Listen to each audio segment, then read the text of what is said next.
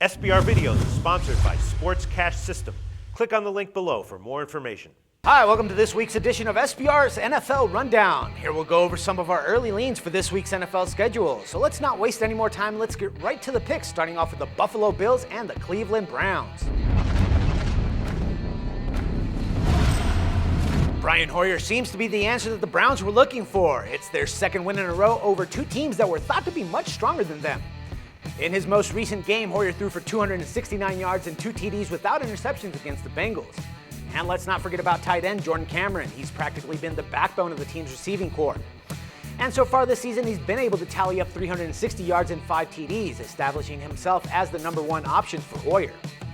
Cleveland receives the Buffalo Bills for Thursday night's football game in a game that should be very exciting.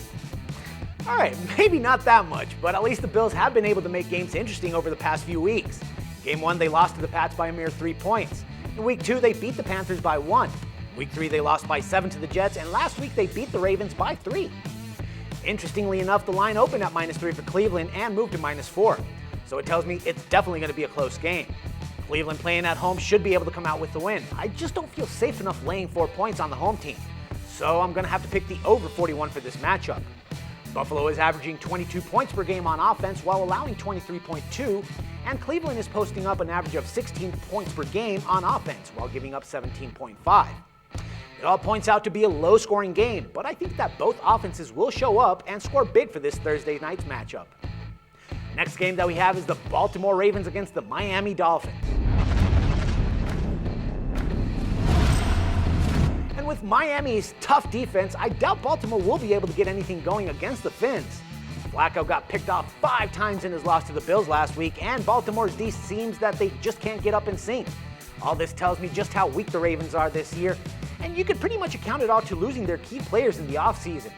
So I'm not going to get much into detail about this game, and I'm simply going to recommend a play on the Fins at -3. And the last game that we have that I believe that has some value is the Chargers against the Raiders.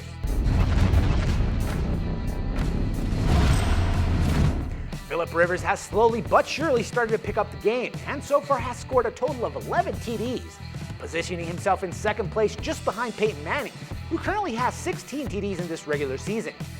As for the Raiders, well, they're the Raiders and we really can't expect much from them. Terrell Pryor didn't get the okay to start for the Raiders, so they actually went with Matt Flynn, who pulled up and stepped up for the team, throwing about 227 yards and a TD and an interception.